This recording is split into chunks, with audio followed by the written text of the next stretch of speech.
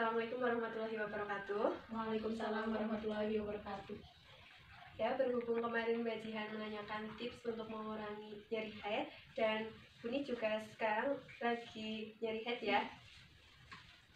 Di sini saya akan menjelaskan secara singkat mengenai apa itu nyeri head. Nyeri head biasa disebut dengan dysmenorrhea. Dysmenorrhea adalah nyeri yang timbul menjelang dan selama menstruasi, yang ditandai dengan kram pada perut bagian bawah. Tanda gejala dysmenorrhea itu yang pertama, nyeri perut bagian bawah. Yang kedua, payudara terasa kencang dan pegal. Yang ketiga, nyeri pada pinggang. Yang keempat, sakit kepala. Kemudian faktor penyebab terjadinya nyeri, yang pertama faktor hormonal, yaitu hormon progesteron meningkat sehingga menimbulkan nyeri. Yang kedua, faktor emosional, yaitu biasanya secara emosional itu tidak stabil atau moodnya juga berubah-ubah. Lalu faktor resiko terjadinya dysmenorrhea itu yang pertama usia di atas 12 tahun. Yang kedua, IMT, indeks massa tubuh. Yang ketiga, riwayat keluarga. Yang keempat, siklus menstruasi. Yang kelima, merokok. Untuk Mbak Jihan, dengan faktor risiko itu kira-kira apa ya yang menyebabkan nyeri? Dia riwayat keluarga. Kalau Buni? Kayaknya siklus menstruasi, soalnya nggak lancar. Oh ya. Lalu untuk skala nyerinya, untuk Mbak Jihan sendiri itu kira-kira berapa ya?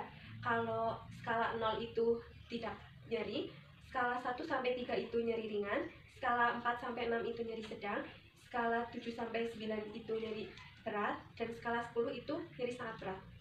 Saya skala 7. Kalau Buni? 5. Oh ya. Lalu bagaimana cara untuk mengurangi nyeri kalau sedang menstruasi? Kalau saya minum obat asam efenganat. Kalau aku kasih minyak kayu putih di perut.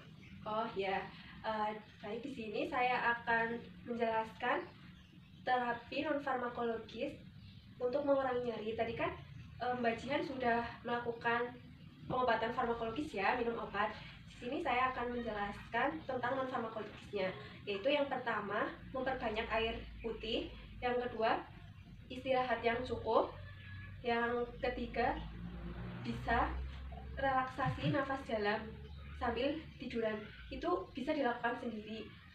Caranya, tarik nafas panjang, kemudian tahan, lalu hembuskan secara perlahan. Bisa dicoba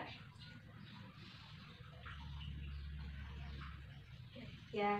Lalu ada juga dengan kompres hangat. Caranya, masukkan air hangat ke dalam botol, lalu perutnya itu dikasih pengalas, lalu botol yang tadi sudah di air kasih panas ditempelkan ke bagian perut yang sakit sambil memijat-mijat secara perlahan, seperti itu.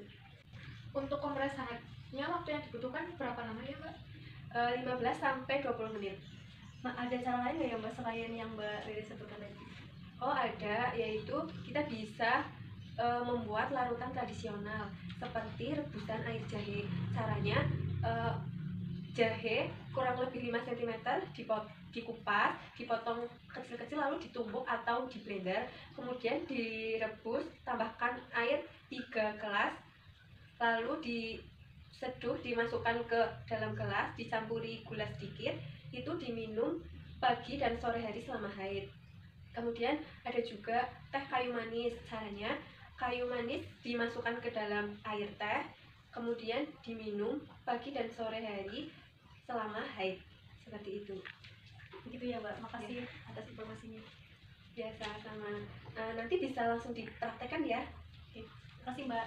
Ya, sekian. Assalamualaikum warahmatullahi wabarakatuh. Waalaikumsalam warahmatullahi wabarakatuh.